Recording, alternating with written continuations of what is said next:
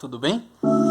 Hoje nós vamos continuar a nossa série sobre os grandes avivamentos e grandes homens que foram usados por Deus para esses avivamentos. Hoje nós vamos falar sobre um homem muito especial.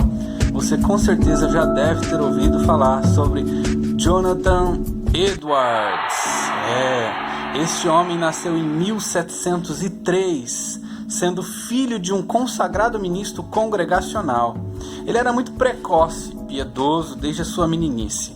Aos 12 anos, ele escreveu para uma das suas irmãs dizendo assim: "Pela maravilhosa misericórdia e bondade de Deus, tem ocorrido neste lugar uma extraordinária atuação e derramamento do Espírito de Deus. Tenho razões para pensar que isso diminui em certa medida, mas espero que não muito. Cerca de 13 pessoas uniram-se num estado de plena comunhão na igreja." Depois de dar os nomes dos convertidos, ele acrescentou: "Acho que muitas vezes mais de 30 pessoas se reúnem às segundas-feiras para falar com o Pai acerca da condição de suas almas." Jonathan Edwards, um pastor congregacional que viveu no século XVII, é considerado pelos historiadores um dos maiores teólogos e pensadores da história nos Estados Unidos. Ele não foi somente um dos instrumentos pelo grande avivamento ocorrido naquele país, mas o maior estudioso e intérprete desse fenômeno. Através de vários livros que escreveu, ele analisou os eventos cuidadosamente em seus diferentes aspectos. Em essência, Edwards apoiou alegremente o reavivamento, vendo nele a manifestação genuína do Espírito de Deus, mas também foi um crítico severo dos desvios, exageros e impropriedades que por vezes ocorreram durante o seu período, Uma de suas principais preocupações foi mostrar em seus escritos quais os critérios pelos quais pode reconhecer a autenticidade de uma experiência religiosa dessa natureza. Olha que bacana. Edwards obteve o seu grau de bacharel no colégio de Yale em 1720, onde continuou seus estudos teológicos e trabalhou como professor assistente por algum tempo. Após breve pastoreado numa igreja presbiteriana de Nova York, em 1726, aos 23 anos de idade, ele foi auxiliar do seu avô, Salomão, o famoso pastor da igreja de Massachusetts. No ano seguinte, Jonathan casou-se com Sarah, então com 17 anos de idade, filha de um pastor bem conhecido, bisneta do primeiro prefeito de Nova York. Os historiadores destacam a harmonia, amor e companheirismo que sempre caracterizou a vida do casal. Eles gostavam de andar a cavalo ao cair da tarde para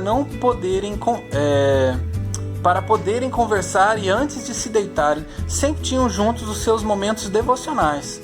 Jonathan e Sarah tiveram 11 filhos, todos os quais chegaram à idade adulta, fato raro naqueles dias. Em 1900, um repórter identificou 1.400 descendentes do casal Edwards, e entre eles houve 15 dirigentes de escolas superiores, 65 professores, 100 advogados, 66 médicos, 80 ocupantes de cargos públicos, inclusive 3 senadores e 3 governadores de estado, além de banqueiros, empresários e missionários. Eu pergunto para você, vale a pena servir a Deus? É lógico que vale, Em 1729, com a morte do seu avô, Jonathan se tornou pastor titular desta igreja de Northampton, na qual, através de sua poderosa pregação, ocorreu um grande avivamento 5 anos mais tarde, por volta de 1735, 37, 34. O grande despertamento tiveram seus primórdios alguns anos entre os presbiterianos e reformados holandeses na Pensilvânia e Nova Jersey. Cresceu com as pregações de Edwards e atingiu seu apogeu em 1740, com o trabalho itinerante do grande avivalista inglês George Whitefield. Em 1750, após 23 anos de pastorado, Edwards foi despedido pela sua igreja, a razão principal sendo a sua insistência em que somente pessoas convertidas deveriam participar da Santa Ceia, em contraste com a prática anterior do pastor anterior, que era o seu avô. No seu sermão de despedida, depois de advertir a igreja sobre contendas que nela havia e os perigos que isto representava, ele concluiu dizendo: portanto, eu quero exortá-lo sinceramente, para o seu próprio bem futuro, que tomem cuidado daqui em diante com o espírito contencioso. Se querem ver dias felizes, busquem a paz, empenhem-se por alcançá-la. Citou 1 Pedro 3, 10 a 11. Que a recente contenda sobre os termos da comunhão cristã, por ter sido a maior, seja também a última. Agora que lhes prego o meu sermão de despedida, eu gostaria de dizer-lhes como o apóstolo Paulo disse aos Coríntios em 2 Coríntios 13, 11: quanto aos mais irmãos, a Deus, aperfeiçoai-vos, consolai-vos, sede do mesmo parecer, vivei em paz, e o amor de Deus e a paz estará convosco. E no ano seguinte, Edwards foi então para outro lugar chamado Stockbridge, uma região remota da colônia de Massachusetts, onde trabalhou como pastor e missionário entre os índios. Em 1757, a sua excelência como educador e sua fama como teólogo e filósofo fez com que ele fosse convidado para ser o presidente do Colégio de Nova Jersey, a futura Universidade de Princeton. Um mês após a sua posse, Edwards faleceu devido a complicações resultantes de uma vacina contra a varíola.